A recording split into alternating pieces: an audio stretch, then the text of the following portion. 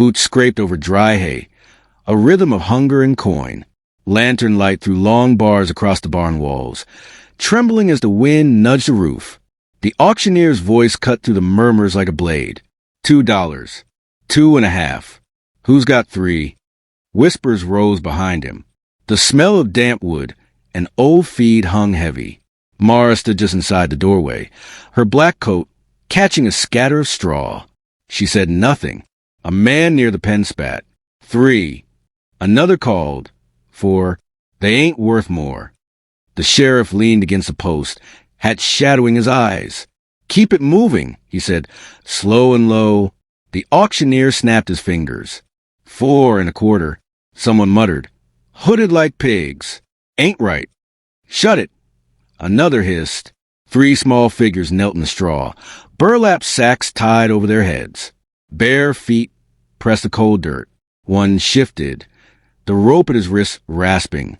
Mara stepped forward. The floor creaked under her boots. A heavy-set man near the rail eyed her. Widow come to buy. She met his stare. Maybe. The sheriff straightened. Evening, Mara. Sheriff, you don't belong here. Neither do they, she said. The auctioneer raised a hand. $5. Folks, let's not waste the night. 5. A woman called from the back. 6. A man barked. 6.50. Another snapped. Mara's voice was calm. 10. The barn stilled. Straw rustled under boots. The sheriff narrowed his eyes. 10's too high. Not for me, Mara said. The auctioneer blinked. 10 once. 10 twice. A lanky bidder shoved forward. 11. 12. Mara said before he finished breathing. The sheriff stepped closer. You sure about this? Do I look unsure? He studied her face, then stepped back. The lanky man cursed. 12.50. 13. Mara answered. A boy behind the rail whispered. She's crazy. The auctioneer licked his lips. 13 once. 14, someone growled. 15, Mara said. The crowd murmured. Hay shifted like dry waves. The sheriff spoke to the auctioneer. Call it. 15 going once. Twice. Sold. Mara reached into her coat and laid coins on the table. Silver clinked in the silence. The auctioneer cleared his throat. Which one? Mara looked at the 3 small shapes. The tallest trembled. The middle kept still. The smallest tilted a hidden face toward her. She pointed to the smallest. That one. The sheriff frowned. Why? Because I said. The auctioneer nodded to a farmhand. Cut the rope. The farmhand stepped in, knife flashing against the knot. Burlap shifted. A small hand brushed free. The sheriff spoke low. You don't even know if it's a boy or girl. I know enough. The tallest child made a sound, soft and quick. The middle one pressed ahead to the dirt. The hood stayed on as the farmhand tugged the child to her feet. She was thin as a reed, knees shaking. Mara moved closer. Can you walk? The child nodded beneath the sack. The sheriff touched Mara's arm. This isn't charity. You know where they come from. I know where they are now. He lowered his voice. The mine spit them out. Folks say cursed. Folks say plenty.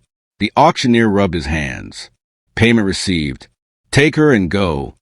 Mara held the child's small wrist, feeling bone under skin. The barn crowd parted as she led the child toward the door.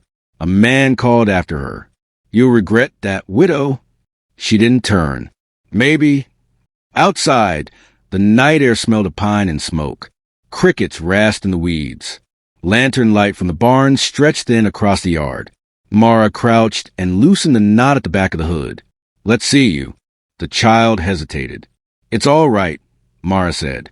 No one will touch you now. Slowly the sack lifted. Pale hair clung to a damp forehead. Eyes dark as winter sky met hers. What's your name? Mara asked. The child's lips parted. A whisper escaped, dry as dust. Mara. The sound slid through the night like a stone dropped in water. Mara froze. What? The child didn't blink. Mara. The sheriff had followed them out. He stopped short. She say your name? Mara's heart thudded. Yes. The child stood still, small shoulders squared. Mara, she said again, stronger. The sheriff exhaled a low curse. That's not a name she should know. Mara searched the child's face. Have we met? The child shook her head. Do you know me? Another shake. The sheriff shifted his weight. This is bad business. Mara kept her eyes on the child. Why my name? The child's voice was steady now. Because it's yours. Mara felt a chill crawl up her spine. The night around them seemed to lean closer. The sheriff touched his belt. Take her home if you're set on it. But remember, some things come with a price you don't see. Mara tightened her grip on the child's hand. I already paid. They started down the dirt path toward the dark line of trees. Behind them, the barn door creaked shut, cutting off the lantern light. The sound of boots on hay faded into silence. The child spoke once more, quiet as the wind. Mara's breath caught, but she kept walking. The barn door clanged shut behind them, locking the heat and murmurs inside. Night air bit against Mara's face. She tightened her grip on the smallest child's hand and looked to the others. The eldest stood stiff, hood half slipped to reveal a thin, sharp jaw. The middle one hovered close, silent as a shadow. Stay together, Mara said. The eldest tilted a chin toward the dirt road. Where? Home. We don't know you. You don't need to. Moonlight slicked across the fields, silvering the grass. Crickets hissed. The eldest kept pace beside her, eyes quick and restless. You paid too much, he said. Not your worry. You don't even know our names. I know enough. He snorted. You think you saved us? I think I bought you time. The middle child whispered. Time for what? To breathe, Mara said. The eldest stepped closer. What if we don't want your house? Then you can walk back and ask for the barn again. He said nothing for a stretch, boots crunching dry soil. The smallest girl, still clutching Mara's hand, glanced up. Cold. We'll keep moving, Mara said. A coyote cried far off, thin and high. The middle child flinched. The eldest smirked. Something out there. Plenty of things out there, Mara replied. Something following, he said. She didn't answer. The wind slid through the grass, carrying a low rustle behind them. The middle child whispered, I hear it too. Mara slowed, scanning the dark field. Nothing moved but the moonlit tips of weeds. Keep walking, she said. The eldest grinned without warmth. You scared? No. You should be. They crossed a shallow ditch. Water glimmered like a blade. Mara kept her coat tight and eyes forward. The eldest said, They said you were cursed. Who's they? People in town. Said your husband died because of you. Mara's jaw tightened. People talk. Did you kill him? Walk, she said. He gave a low laugh. Not an answer. You'll learn, Mara said, that some questions rot if you hold them. The wind shifted. Something cracked in the brush. All three children froze. The middle child whispered, It's close. Mara studied the dark line of trees. Could be a deer. Could be worse, the eldest said. Could be memory.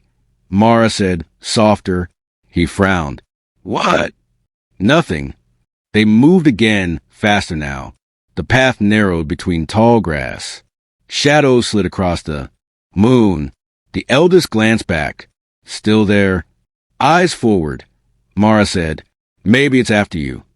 Maybe it's after us all. He eyed her. Why'd you pick the little one? She spoke, Mara said. She didn't. She said my name. The eldest looked at the smallest girl. You know her? The girl shook her head. She said, Mara. Mara insisted. The boy shrugged. Maybe you heard wrong. I didn't. The middle child clung to Mara's coat. Something's behind us. A sudden thud came from the dark, heavy, deliberate. Mara stopped.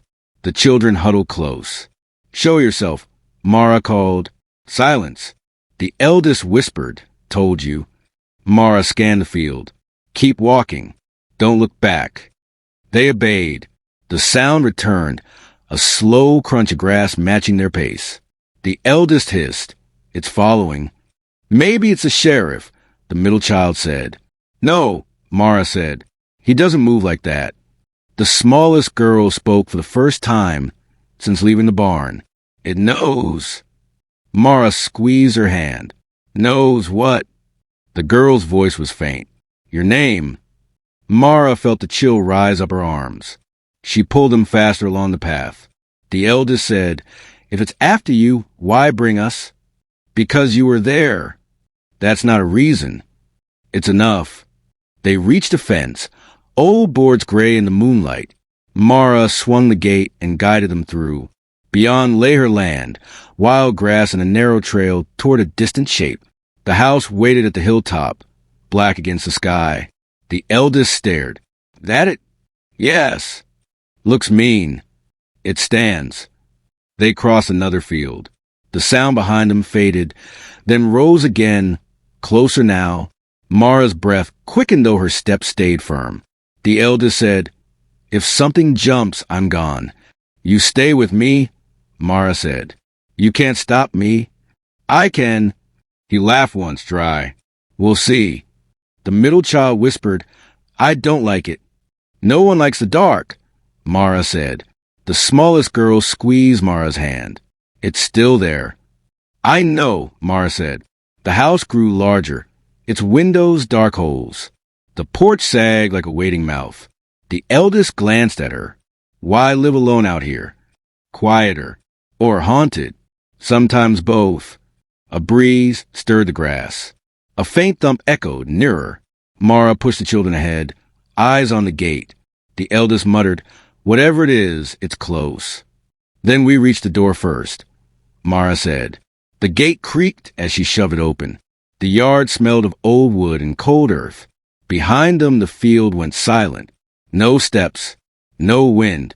The eldest turned, squinting at the dark expanse. "Gone."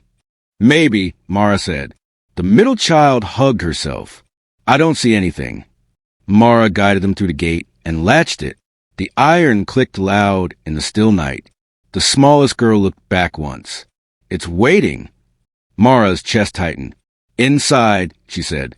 They crossed the yard. The house loomed, black shingles catching a slice of moon. Boards groaned under Mara's boots. She felt the weight of unseen eyes pressing from the fields. The eldest paused at the threshold. Big house. "It's enough," Mara said. He stared at her. "You really think the gate keeps it out?" "It keeps us in." The boy frowned but stepped through. Mara followed, the door closing with a slow, hollow thud. The house settled around them with a long, low creak. Mara lit a single lamp, its yellow circle falling across the worn kitchen table. Shadows crowded the walls. The three children sat stiff on the benches, burlap sacks still covering their heads, rope ends dangling like dead vines. Mara set out bread, a pot of beans, and a pitcher of water. "Eat," she said. No one moved. "You can lift the sacks," she added. The eldest shook his head beneath the cloth. "Not yet." "You planning to suffocate?" "We're used to worse," he said. Mara poured water into chipped cups. "Suit yourself." She slid one toward him. "Drink." The middle child reached slowly, fingers pale and thin. The cup tilted, water slipping through the cloth to the table. The eldest said, "We don't drink first." "Then starve," Mara replied. The smallest girl whispered, "Hungry." Mara nudged a slice of bread toward her. "Eat." The girl's hands trembled as she found the loaf, bringing it under the sack. The eldest's voice sharpened. "Why did you take us?" "I needed to," Mara said. "That's not an answer. It's the one you get." He leaned forward. "You think we're pets? Charity?" "I think you're people." He scoffed. "People don't get sold." "They do here." The middle child began to hum, low and wavering. The tune slid through the room like smoke. Mara froze. "Where'd you learn that?" The child kept humming. "That song," Mara said quieter. "Where?" No reply. The notes wove on, soft and steady. "My mother sang it," Mara said. The eldest shifted. "Lots of mothers sang." "Not that one," Mara said. That's ours. The smallest girl spoke through the sack. It came in a dream. Mara's hand tightened on the table edge. A dream of who? You, the girl said. The eldest barked a laugh. Creepy. Mara stared at the middle child. Stop humming. The sound faded. Mara set her cup down. How long were you in that barn? Don't know, the eldest said. Who put you there? Does it matter? It might. He shrugged. Men with masks. Same as any night. Mara leaned closer. What do they want with children? Asked the sheriff. I will. Silence stretched. The lamp flickered, casting their shadows long across the floor. The smallest girl said, It's cold.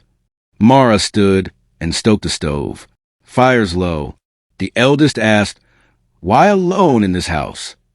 Because it's mine. Where's your man? Dead. You kill him? Mara turned slowly. You ask that again, you'll eat outside. He didn't look away. You didn't answer. Some questions rot. She said. The middle child hummed him again, softer this time, almost a whisper. Mara felt the sound deep in her chest. Stop, she said. The child's head tilted. You remember the words? I said stop. The lamp hissed. Wind slammed the front door with a violent crack. All four jolted. Mara spun toward the hall. The door stood shut, latch firm. The eldest said, No breeze. Mara's voice was steady but low. Stay here. She crossed the room. Checked the door. Locked. The windows, too, held tight. Only silence outside. She returned to the table. Nothing there. The eldest muttered something. The smallest girl whispered, It knows we're here. Mara met the hidden eyes behind the sacks.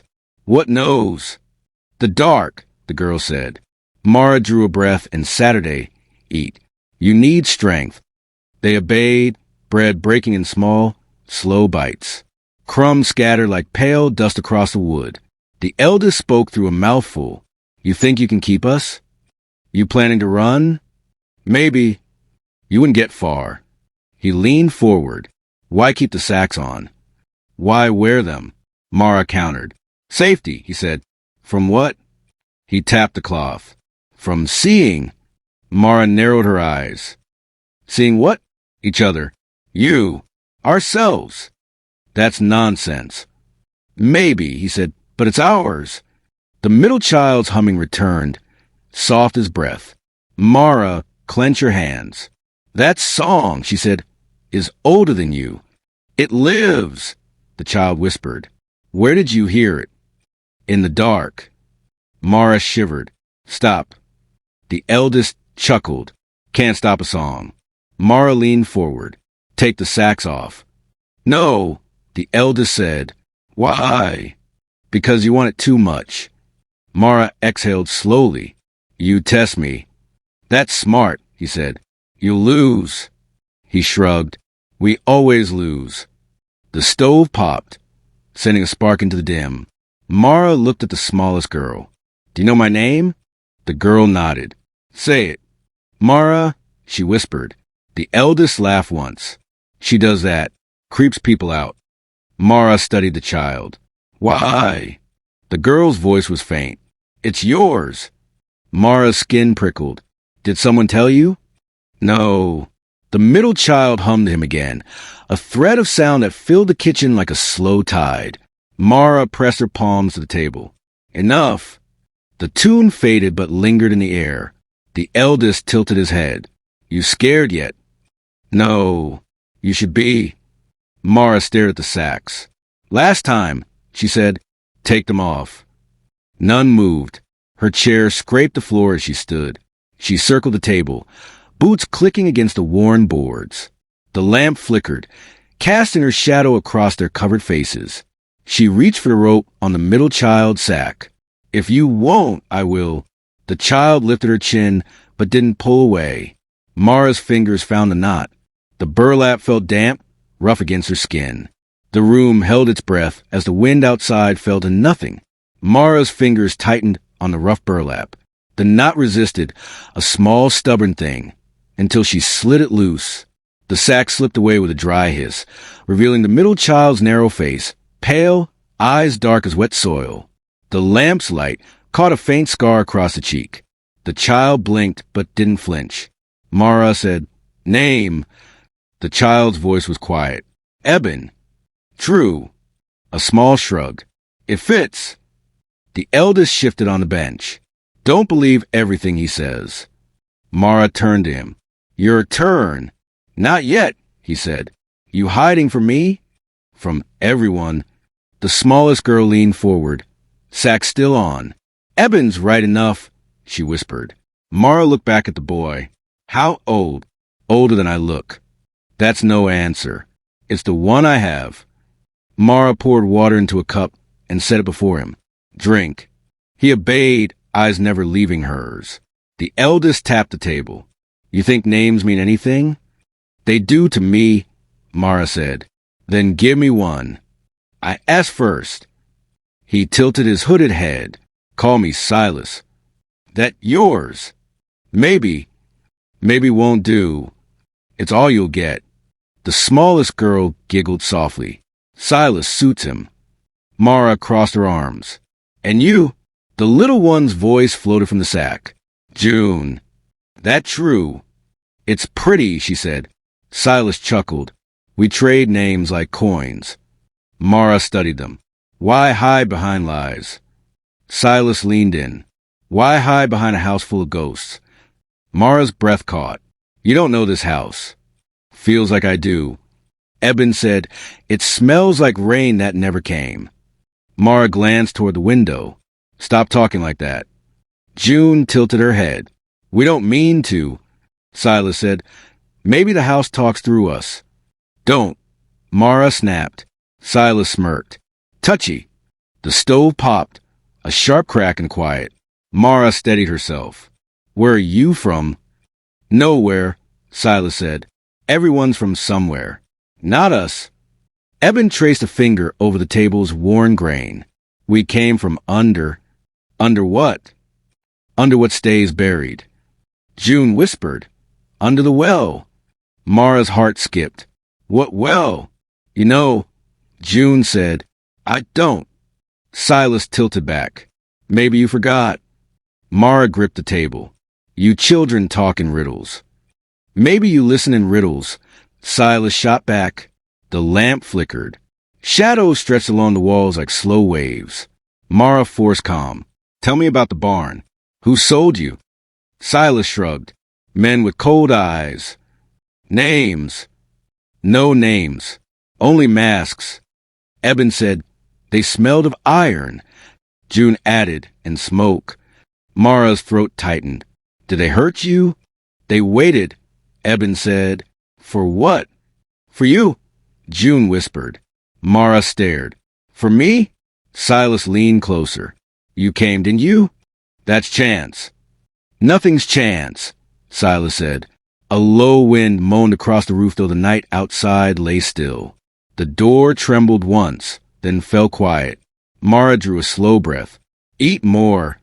Eben nibbled bread. Silas ignored it. "Why won't you eat?" she asked.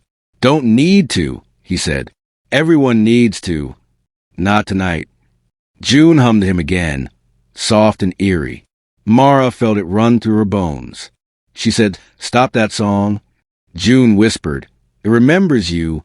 Mara stood, pacing once across the kitchen. "Enough. I don't play these games." Silas said, "You're the one with ghosts. Keep my husband out of this." Silas's voice lowered. "Hard to, when he's in a room." Mara spun. "What?" "You hear him," Silas said. "No." "Yes," Eben said quietly. June nodded. "He's near." Mara's breath quickened. "You don't know him." "Sheriff," Silas said. The words sliced through her. Mara gripped the table edge. "How?" Eben stared into lamplight. "He still walks the fields." Silas whispered. "He calls your name." Mara's chest ached. "Stop." June tilted her head. "He loved you." Mara slammed her palm on the table. "Enough." Silence. Only the stove's faint tick. Mara swallowed hard. "Your children with stories." Nothing more.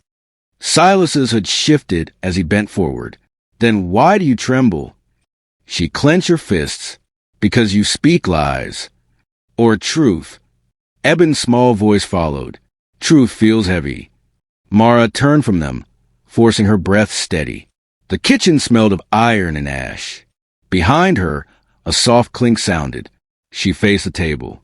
Silas reached into his coat pocket and drew something small and round. It gleamed in the lamplight, a tarnished badge, star-shaped, edges worn. Mara froze. Silas rolled it across the table. Metal-kissed wood with a sharp ring. Mara's stomach tightened. She knew that badge, knew every scratch. Her husband's. She stepped closer. Where did you get that? Silas said nothing. Eben whispered, It found us. June touched the badge with a small finger. It belongs here. Mara's voice broke to a whisper. Where did you get that? Pale light bled through the kitchen window, gray and thin. Mara hadn't moved from the table. The badge still lay where Silas had set it, cold in the dim glow of dawn. Where did you get it? She asked again. Silas only met her stare. Eben traced the badge edge with a quiet finger. June hummed to him under her breath. Mara pushed the badge away. All of you, outside. Now. They followed without protest. Sack still on two heads. Footsteps soft on the warped floorboards. The back door groaned as she shoved it open. Cool morning air slid in, damp with dew and silence. Beyond the yard, the old well waited, ringed in wild grass, stones dark with moss. The children moved toward it as if they'd always known the way. Mara caught Silas's arm. Not there. He shook free. It calls. No. Yes, Eben said. June whispered. It remembers. Mara's throat tightened. It's a hole in the ground. Silas stopped at the rim. A mouth, he said. Eben peered over the edge. Dark as forever. June knelt, pressing her palms to the cold stone. Someone's waiting. Mara stepped closer, the damp grass soaking her boots. You don't know this well. Silas glanced back. Don't we? It's been sealed for years. Sealed things speak loud, he said. Mara gripped the stone lip and looked down. Only blackness. Back from the edge, she ordered. Eben whispered. It breathes. Mara pulled him gently. It's empty. June tilted her hooded head. Not empty. Full of cries. Silas rested a hand on the stones. It remembers everyone. Mara shivered. Stop talking like that. You feel it, Silas said. No. Yes, Eben said softly. The dawn breeze carried a faint, earthy smell. Wet soil iron. Mara's stomach turned. She said, There's nothing down there but water long gone. Water and voices. June murmured. Mara crouched beside her. Who told you these stories? No one, June said. Silas added, We dreamed them. Mara's pulse quickened. Dreams aren't truth. Sometimes they're older than truth, Silas said. Eben leaned over again, his sack brushing the stone. It wants a name. Whose? Yours, Eben whispered. Mara stepped back. Enough. The children stayed still, faces hidden, breath slow. Why mine? She demanded. Silas turned. Because it knows you. You don't know me, she said. We know the well, he replied. June touched the mossy stone. It sang last night. Mara rubbed her arms. The morning chill sank deep. You've not slept, Silas said. Neither have you. He half smiled. Maybe we never do. Mara's eyes flicked to the badge she still clenched in her pocket. Did my husband come here? Silas's voice lowered. Ask the well. I'm asking you. Ask louder, he said. Eben's whisper floated up. It hears everything. June added, Even what you hide. Mara's breath quickened. I hide nothing. Everyone hides, Silas said. The wind stilled. Birds held their songs. The world felt paused. Mara forced steadiness. You need food, not fables. No, June said. We need answers. From me? From below, Silas said. Eben's head turned slightly. It knows the sheriff. Mara's grip tightened. Stop. His badge led us, Silas said. That's impossible. Then explain it. Mara stared into the black circle. The air above it seemed heavier, like a held breath. Silas said, he dropped more than a badge. Her voice thinned. What do you mean? You already know. I don't. June whispered. You hear him. Mara shook her head. No. Yes, Eben said. Silas leaned over the stones. Voice low. Sheriff Mara. Mara stiffened. Don't call me that. Why not? Silas asked. He did. She swallowed hard. You never met him. Maybe we did, Silas said. The first edge of sun spilled across the grass, pale and cold. Dew glimmered like small eyes. Mara stepped closer, peering down again. The darkness felt alive. Back, she said, though her own feet stayed. Eben whispered, it waits. June hummed him, each note soft as a heartbeat. Stop that, Mara said. The tune only deepened, echoing faintly from the well as if another voice joined. Silas tilted his head. Hear it. Mara's chest tightened. It's the wind. There is no wind, Silas said. The air held perfectly still. June's hum faded into a fragile silence. Mara whispered, it's just stone. The well answered with a slow, hollow drip, though no water lay below. Eben said, it's ready. For what? Mara asked. For you, Silas replied. Mara's pulse hammered. Why me? Because you left him there, Silas said. Mara flinched. That's a lie. Is it? Silas asked. June touched the stone rim, voice barely a breath. He called your name. Mara's eyes burned. Stop. Say it. Eben whispered. No. Say it, Silas urged. The well seemed to deepen, black swallowing black. Mara whispered. No. Silas leaned closer to the darkness. Mara. The name dropped like a pebble. A faint echo rose, soft drawn, unmistakable. Mara. She froze. Again from the depths, a voice. Her own name, slow, cold, certain. Mara, it called. Mara slammed the back door behind them and strode through the silent house, heart pounding with the echo of her name from the well. The children followed without a word, their sacks damp with morning mist. She crossed the kitchen and dropped to her knees beside the table, fingers digging at the seam of the floorboards. Silas spoke first. What are you doing? Finding the truth, Mara said. There's no truth under wood, Eben murmured. There's truth everywhere, she snapped. She pried at a board with a dull knife from the drawer. The old wood groaned, nails squealing. June whispered, it doesn't like that. Neither do I, Mara said. The board lifted with a sharp crack. Dust billowed, dry and bitter. Beneath lay a narrow cavity. Inside, a bundle of yellowed envelopes, edges crumbling like old leaves. Mara's breath hitched. She reached in and pulled them free. Wax seals flaked under her thumb. Silas stepped closer. What are they? Letters, she said. Whose? My husband's. Her voice trembled. She broke the first seal. Faded ink bled across brittle paper. Words formed in a heavy hand she knew too well. Eben asked, what do they say? Mara read aloud, voice low. June 4th. We moved before dawn. The family wouldn't leave. Sheriff ordered fire if they resisted. She stopped, stomach twisting. Silas's voice hardened. Go on. Mara swallowed and read. Shots fired. Children hid in the root cellar. Sheriff said no witnesses. We finished it quick. Silence fell thick and cold. June whispered, root cellar. Mara turned the page with shaking fingers. Names recorded. Holloway, 3 children, ages 10, 7, 5. Her voice broke. Your surname? Silas nodded beneath the hood. Holloway.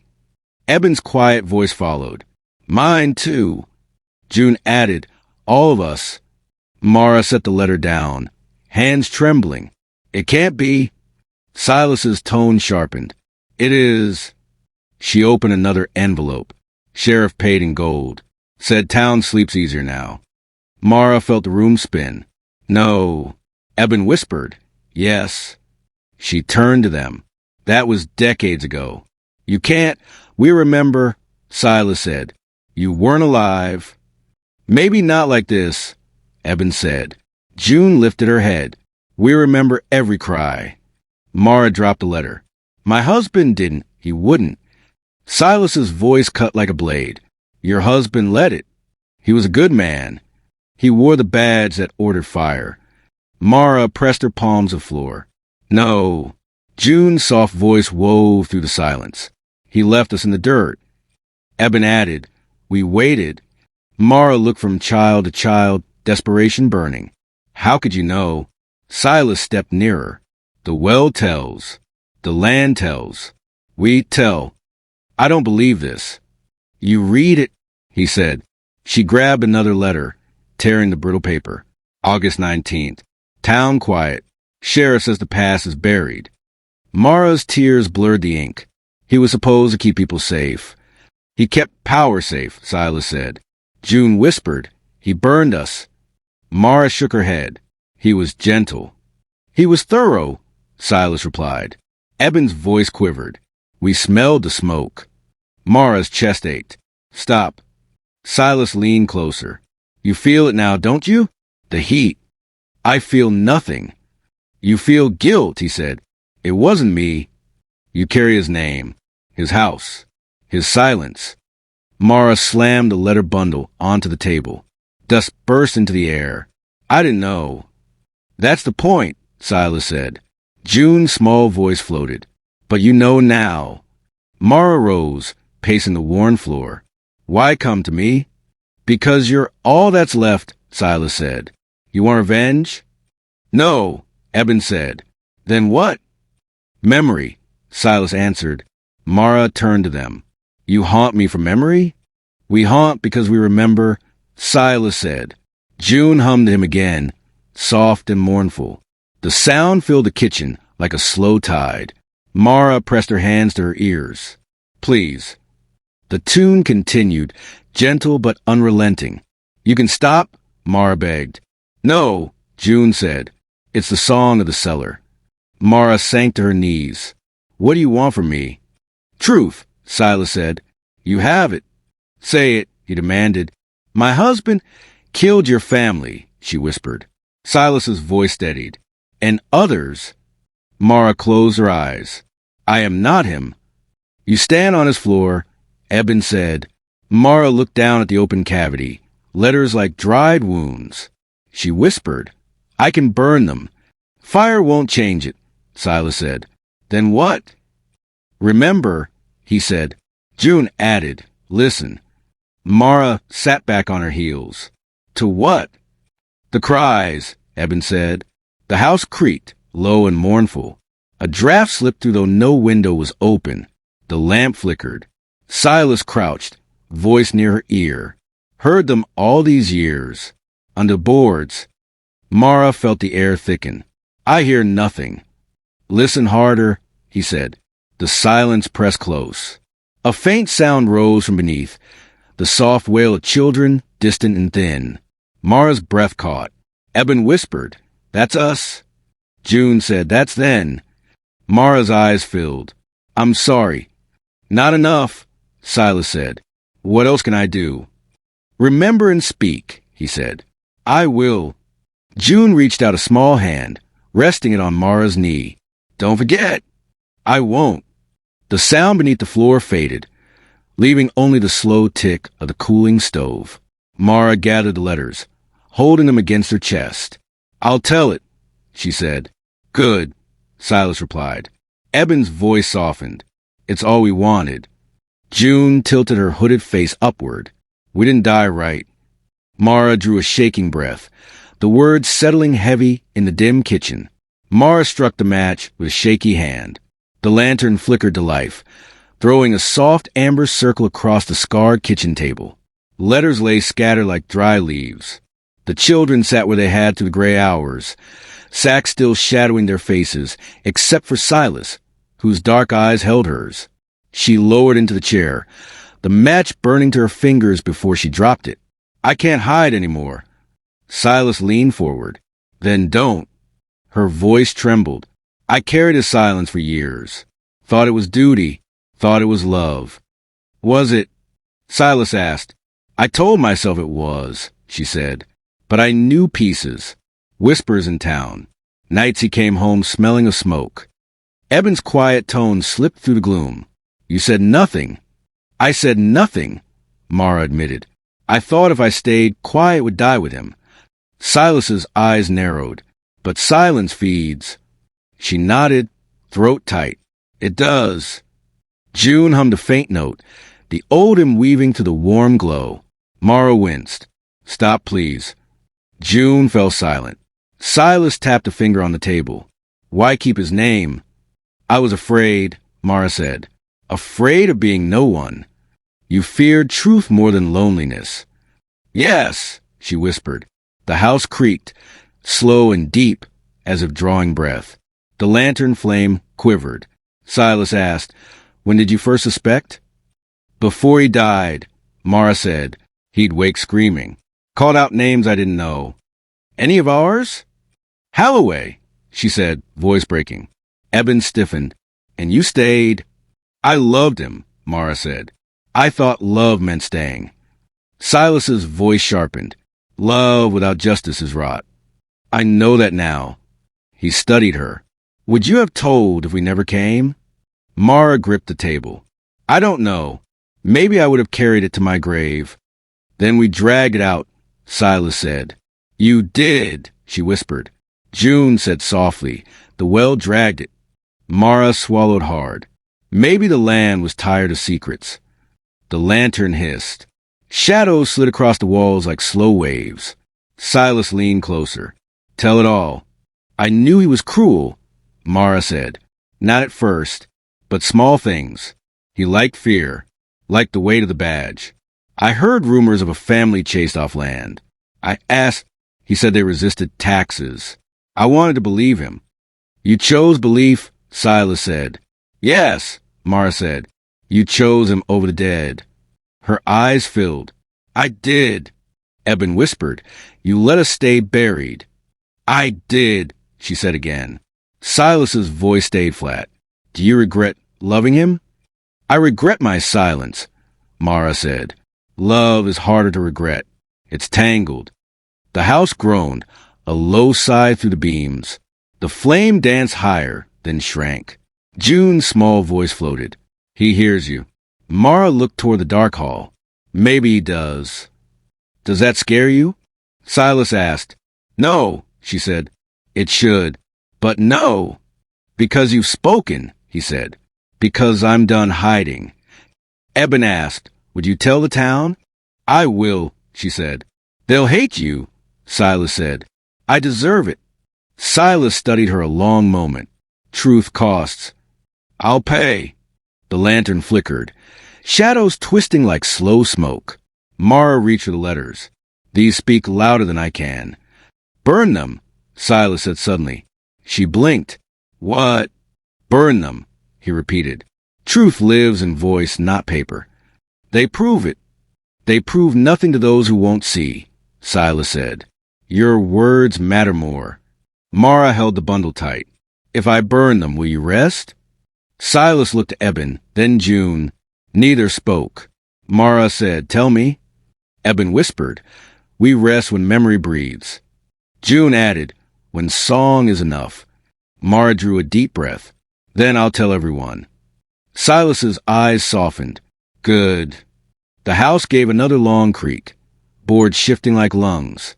Mara whispered, Sometimes I think the house knows. It does, June said. Knows what? Everything, June replied. The lantern flame wavered. Thinning. Mara reached across the table, placing her hand over Silas's. I'm sorry for what he did. Silas didn't pull away. Sorry isn't justice. I know, but it's a start.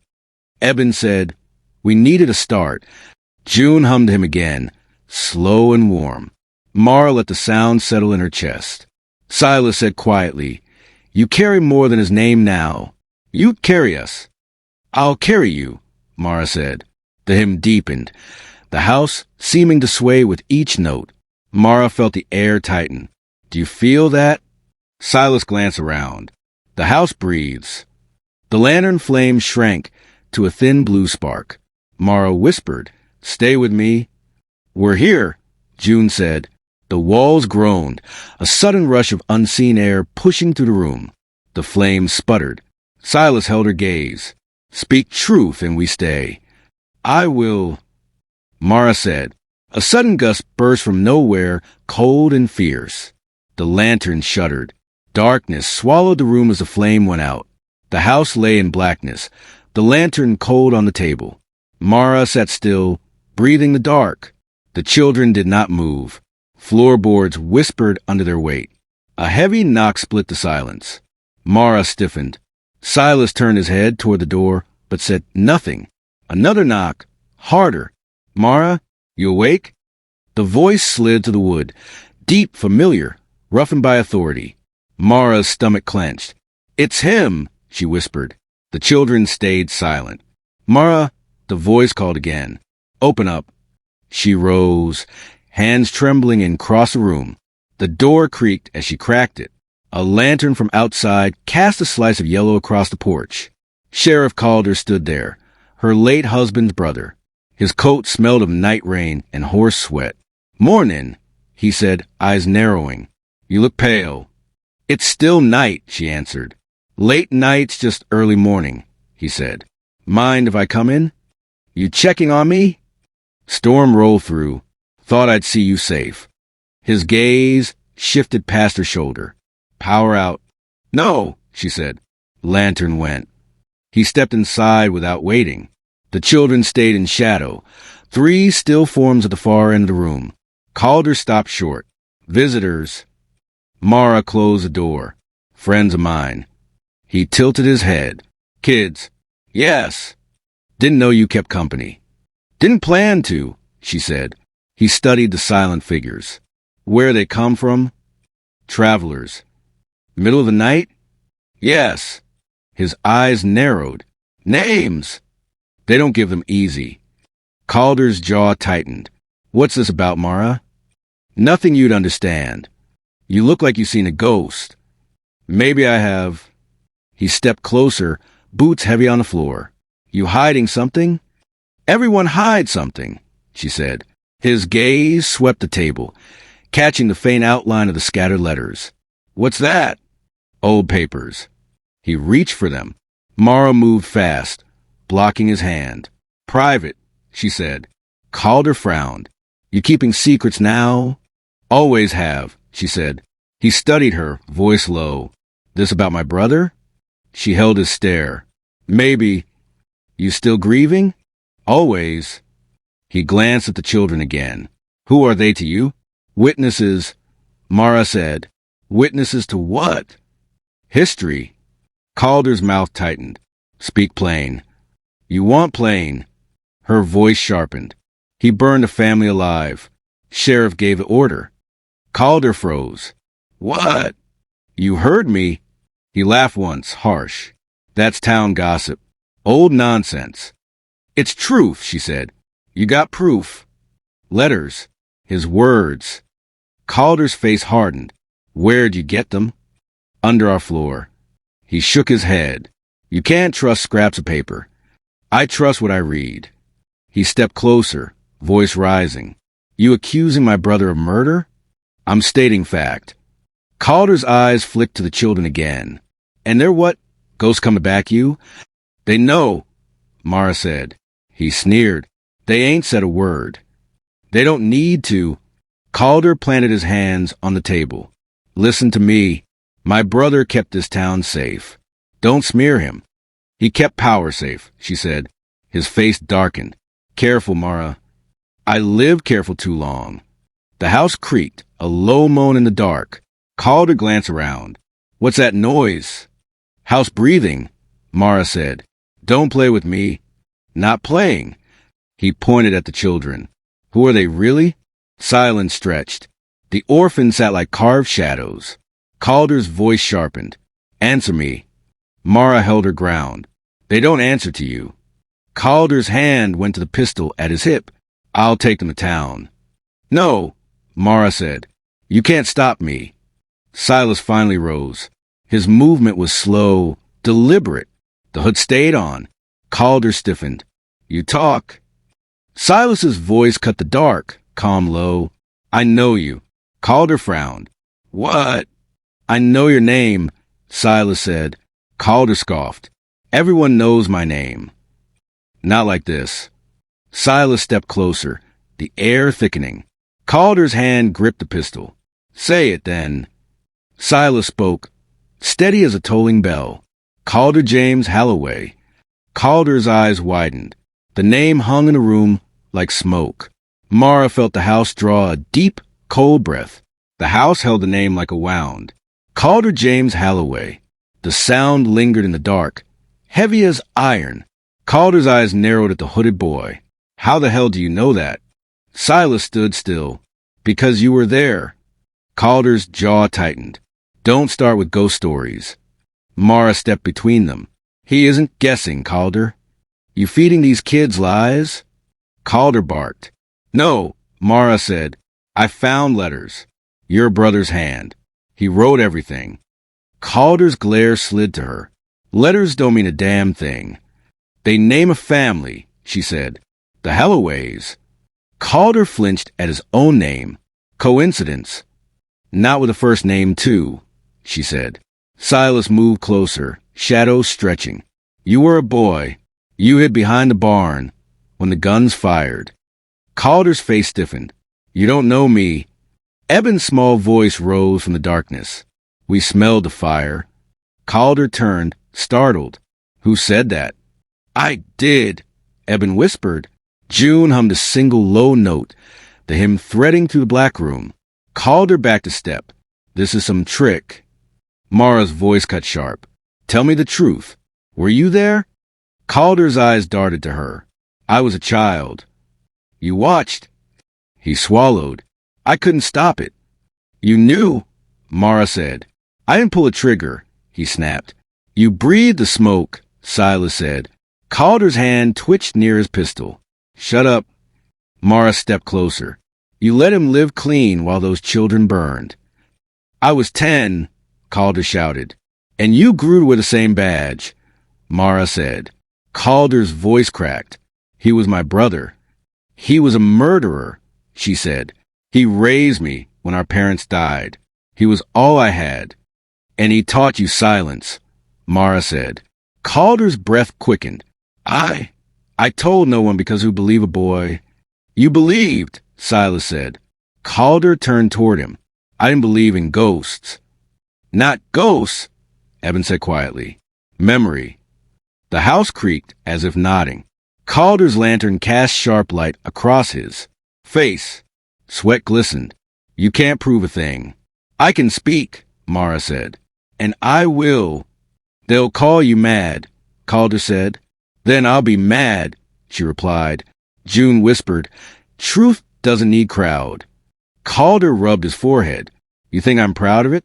I hear them at night. Every damn night. Mara's voice softened. Then say it. He stared at her. Say what? Say what happened. Calder's chest heaved. We rode out before dawn. He told me we were hunting thieves. I followed like a fool.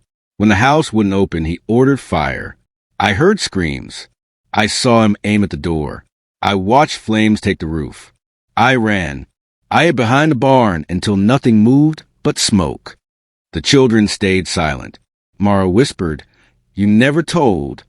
I wanted to, Calder said, but I feared him. Feared the badge.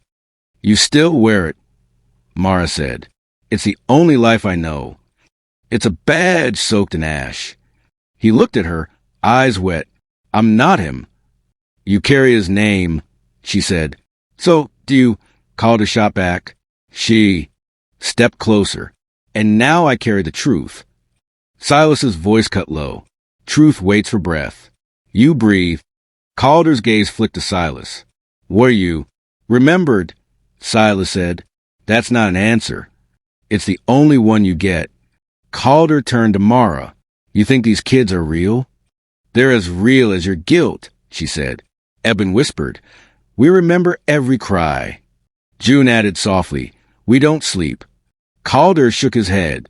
I can't, this can't, you can, Mara said. Because you were there. He stared at her, trembling. He made me promise. Said the town needed forgetting. And you obeyed, she said. I was a boy. You're a man now. He looked at his hands, rough and scarred, and I kept it buried. Not anymore, Mara said. The children's presence thickened the air like damp soil. Calder whispered, if I confess, what happens? You set free, Silas said. You burn the silence, Eben added. They'll strip my badge, Calder said. Then drop it yourself, Mara said. Calder's shoulders sagged. It's all I have. You have a soul, she said. He met her eyes. And if I tell, they'll hate me. They already should, Mara said. The house groaned again, low and long. Calder wiped his mouth with a trembling hand. What do you want of me? Truth, Mara said. I gave it.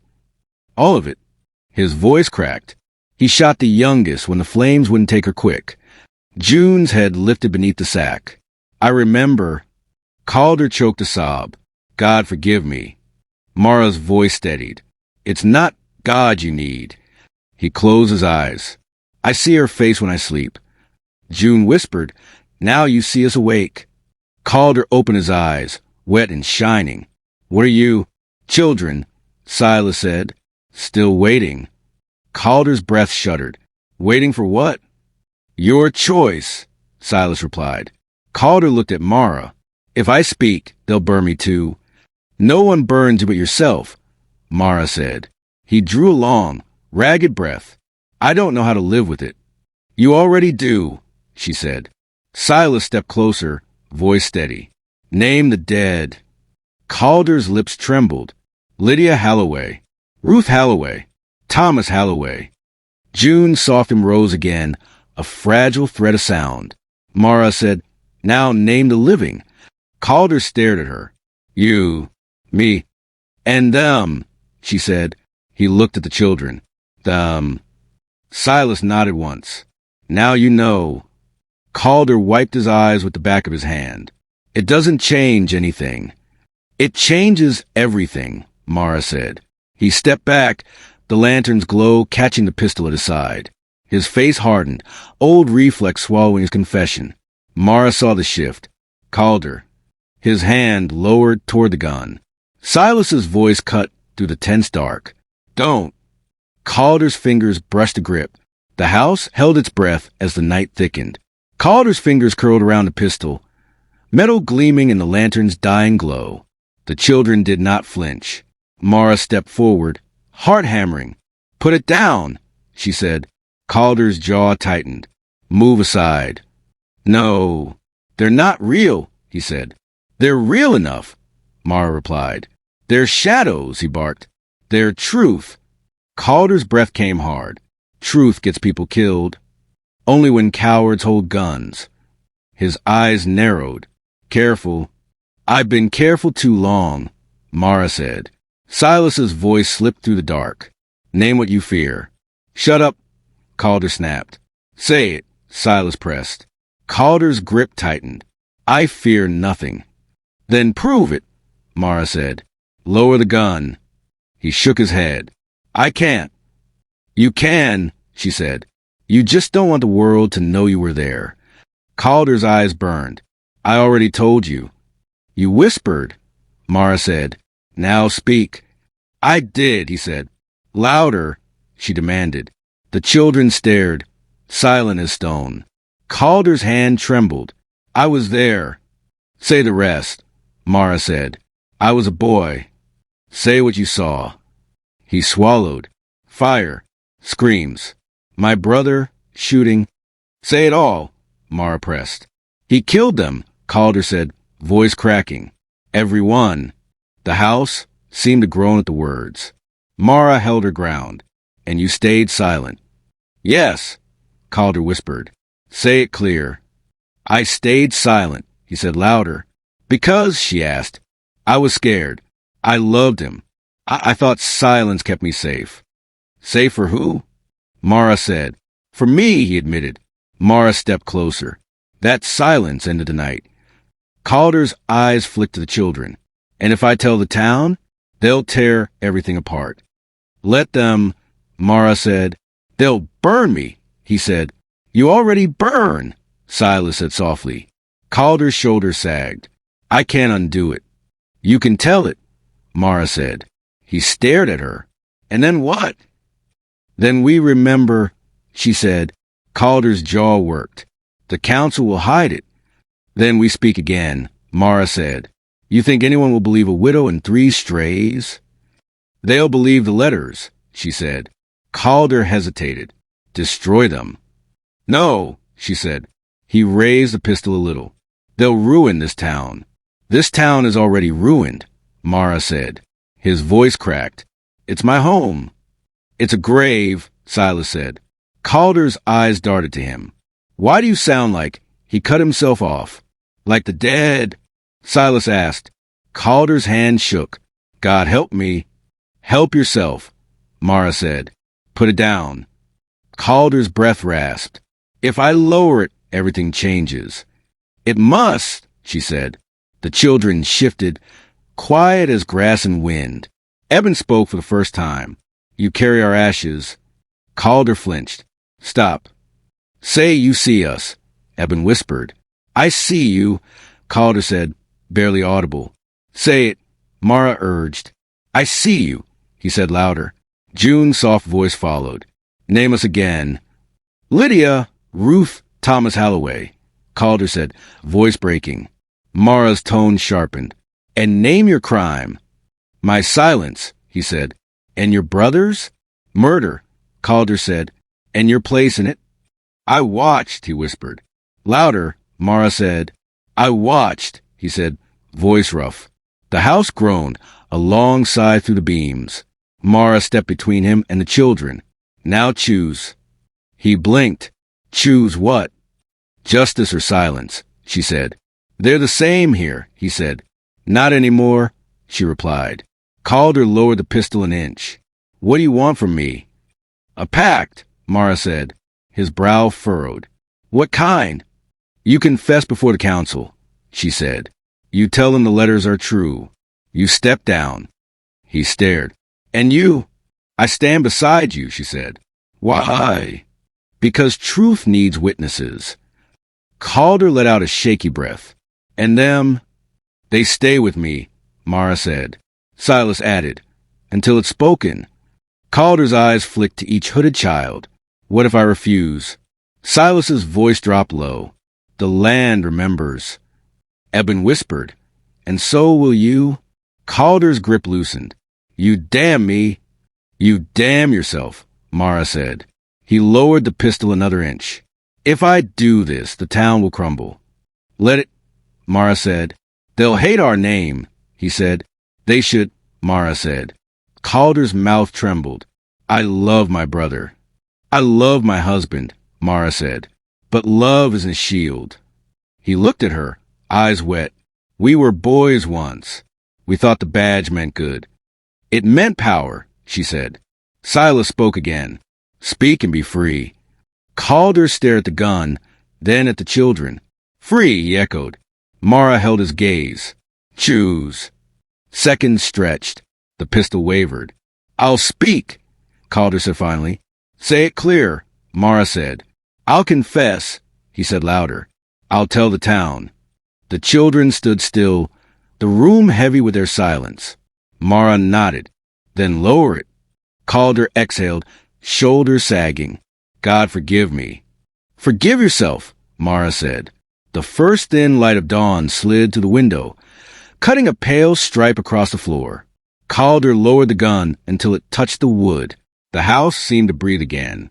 Dawn crept pale across the kitchen floor, a thin blade of light cutting through the stillness. Calder's pistol rested on the wood, forgotten. The children stood unmoving, hoods shadowing their faces.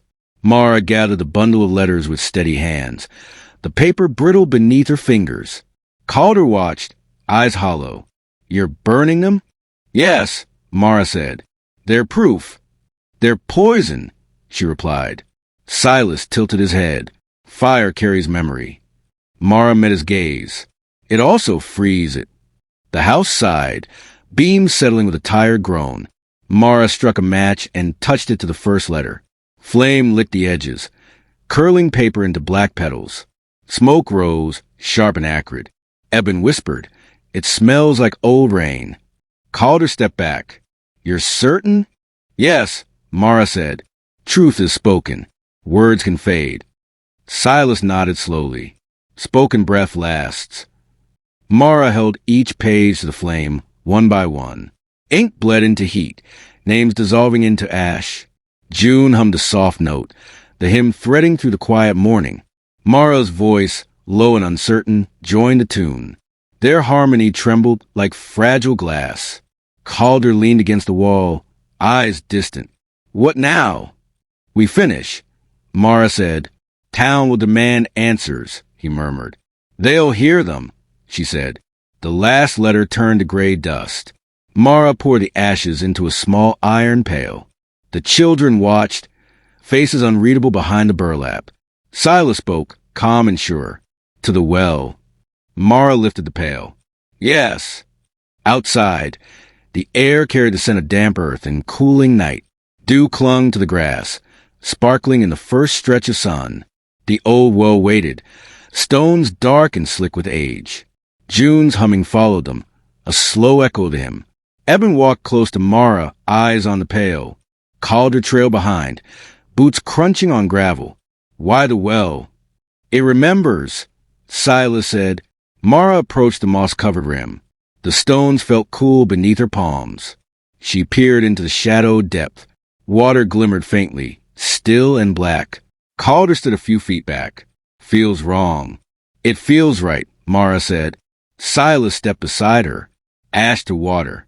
Memory to dark. Mara lowered the pail. "For them?" "For all," Silas said. She tipped the pail. Ash spilled like gray snow, drifting down the shaft. The faint splash below echoed upward, soft and final. June's hymn deepened, a tender harmony filling the dawn air. Mara's voice rose to meet it, steady now, sure. The two sounds wove together, slow and aching. Eben whispered, "They hear." Calder shifted uneasily. "Feels like church." Mara kept singing. The hymn rapped the well, low and resonant. The water below shimmered with each note, a soft pulse of light. Calder rubbed his eyes. "What's happening?" Silas answered without looking at him. "The land listens." Mara's voice softened to a hush. June's tone lingered, carrying the last line of the melody into the still morning. Silence followed. The well's surface glowed faintly, a gentle silver that seemed to breathe. Calder stepped closer, eyes wide. "Is that real?" "Yes," Silas said. Eben's whisper floated. Memory settled. Mara rested a hand on the stone rim. "It's done." June lowered her hood slightly, enough for a glimpse of pale skin and dark eyes. "For now." Calder stared into the glow. "What does it mean?" "It means we're heard," Mara said. The water shimmered again, then slowly dimmed until only the quiet reflection of dawn remained. Silas stepped back. "The well keeps what we give." Mara nodded. "And we carry what's left." June hummed a final soft note, fading into the morning breeze. Calder exhaled, long and low. "I don't know how to walk away from this." "You don't," Mara said.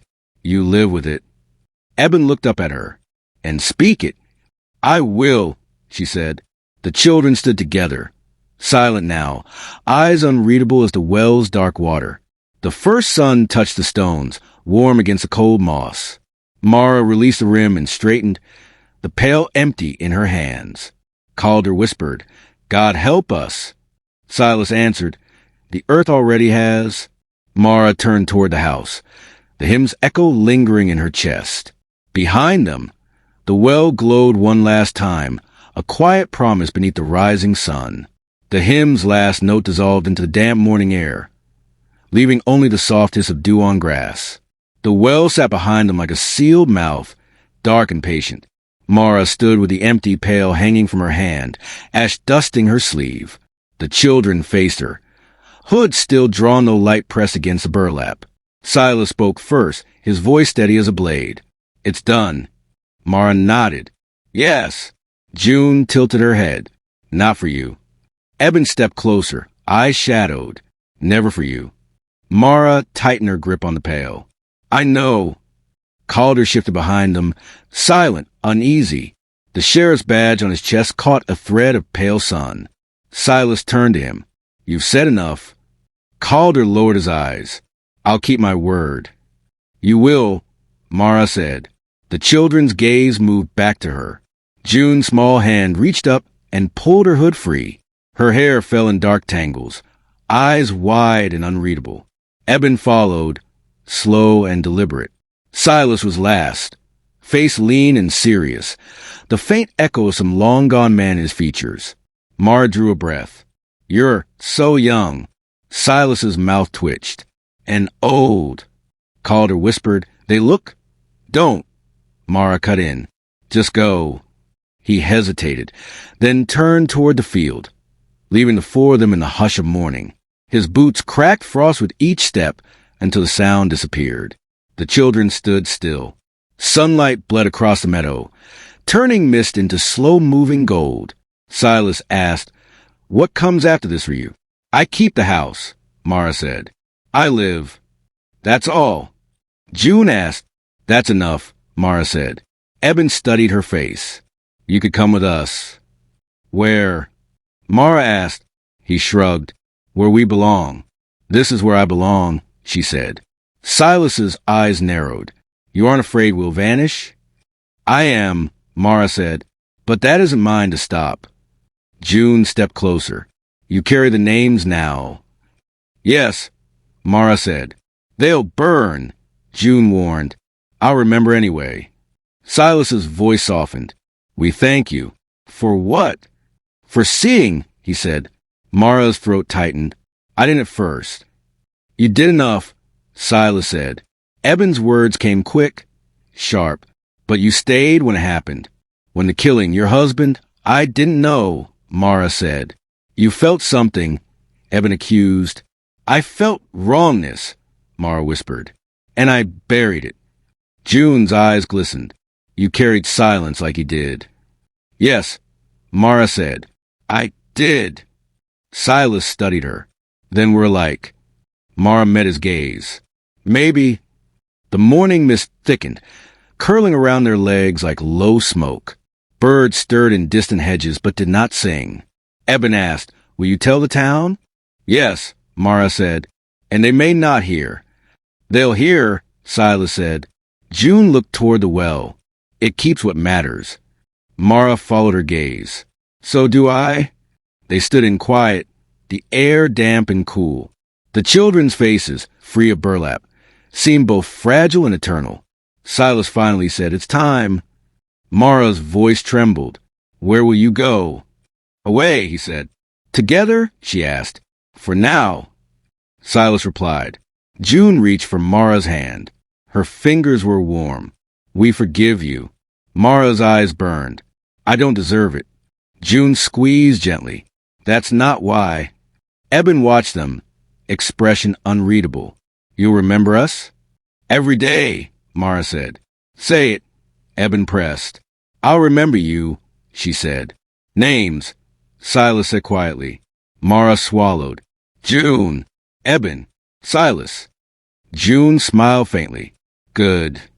The mist drifted thicker, sunlight breaking in pale shards. Silas glanced toward the horizon, where the field faded into gray light. "It's time," he repeated. Mara's heart pulled tight. "Will I see you again?" "No," Silas said. Eben added, "But you'll feel us." June whispered, "In water, in ash, in song." Mara nodded, tears sharp against the morning chill. "I'll keep singing." They stepped back, forming a small line against the mist. For a moment they simply watched her, eyes deep with something beyond age. Silas said, "Live true." June murmured, "Live loud." Eben finished, "Live long enough." Mara whispered, "I will." The three turned as one, and began walking into the pale fog. Their steps made no sound. Sunlight caught their hair, gilding them for a breath before the mist folded around their shapes. Mara stood rooted, the empty pail cold against her palm. She wanted to call after them, but her voice stayed in her throat. Their outlines thin, dissolved, gone. Silence settled heavy and whole. The well behind her gave a soft echo like distant water. She closed her eyes and breathed the damp air. The name slipped from her lips, a prayer more than a memory. June, she whispered. Eben, Silas. The mist held the words, and the land listened. The house greeted Mara with silence, so deep it pressed against her ears. No footfalls, no faint humming, only the soft creak of settling boards. The fire in the stove had gone out, leaving a gray bed of ash. Dawn's pale light slid to the kitchen window, thin and cool as she set the empty pail on the table. The children were gone. Calder was gone. Only the memory of voices lingered, like a scent that refused to fade. She walked to the chair where Calder had sat hours before. The wood felt cold beneath her fingers. She could still picture his eyes when the truth cracked through him. She thought of the letters, now smoke and water, and of the small hymn that had filled the night. The quiet felt different now, neither comfort nor threat, just vast. Mara crossed the room and opened the drawer where she had hidden the badge for so many years. The tarnished silver caught a slice of new sun. Her late husband, Sheriff Star, edges worn smooth, sent her still hard as regret. She held in her palm, the metal cool and heavy. The well waited outside. She stepped onto the porch, boards damp with morning dew. The air smelled of wet earth and wood smoke drifting from distant farms. A bird called once, thin and uncertain, then fell silent. The meadow stretched ahead, a veil of low mist shimmering under early light. Each step through the grass whispered beneath her boots. She passed the stump where Calder had stood, his face pale in lantern glow, and she imagined his slow walk back to town, the weight of confession bending him. But he was gone. Only her footsteps remained. The well emerged from the fog, stones dark with moisture, rim traced with moss like green lace. It seemed older than everything around it, a patient witness. She approached and set the badge on the stone lip. The metal clinked softly, the sound small and final. Mara rested both hands on the cold rim and leaned over. The water below mirrored a pale circle of sky. It looked bottomless, though she knew the depth by heart. She listened for the children's hymn, for their soft laughter, but heard only the quiet drip of hidden springs. "They're gone," she whispered. A faint echo returned. "Gone, gone." Her breath caught. Perhaps it was only the stone, but it carried a weight that felt alive. She closed her eyes and let the morning seep into her skin. "I kept your names," she said softly. "June, Eben, Silas." The well gave a slow, hollow murmur, as if the earth exhaled. A cool draft rose from below, smelling of damp stone and something older, something like memory. She thought of her husband, his steady hands on the badge the day they wed, the silence he carried into their nights. She thought of the children's faces revealed in dawn mist, young, solemn, enduring. The ache in her chest deepened and lightened at once. "I'm sorry," she said to the air, to the ground, to the unseen, "for my silence, for not seeing sooner." The well answered with a single drip, soft as a tear. She traced the badge with one fingertip. "You too," she murmured to her absent husband. "You can rest now." A faint breeze stirred the tall grass, though the trees were still. She felt it circle her, cool and careful. The sound of water shifted, almost a whisper. "Mara," her name low and close. She jerked, eyes wide. The meadow lay empty, only mist curling in the sun. The sound had been inside the well, or inside her. "Mara," the voice came again, softer, neither man nor child. It might have been her own breath returned. She leaned closer to the opening. "Who's there?" Only the water shimmered, faintly lit from below. Her reflection trembled in its surface, a wavering figure with eyes she barely recognized. The voice, a whisper of wind or memory, drifted up once more. "Mara." She closed her eyes, the name filling her chest until she felt both hollow and whole. "I'm here," she said. Silence followed, deep and endless. Even the birds had stilled. The land seemed to draw one slow breath and hold it. Mara stayed bent over the well, palms on cold stone, until the rising sun warmed her shoulders. When she finally straightened, the badge remained on the rim, catching a single spark of light. She did not take it back. Stepping away, she felt the weight in her chest settle, grief heavy as stone, yet lighter for being shared. She turned once more to the well. The surface below glowed faintly, a last soft gleam that pulsed like a quiet heart. The air held its breath with her. Then the glow dimmed, leaving only still, black water. Mara whispered the children's names again, barely moving her lips. June, Eben, Silas. The mist carried the words, and the well kept them. She stood alone in the brightening morning, the echo of her name fading into a silence that was no longer empty, only complete.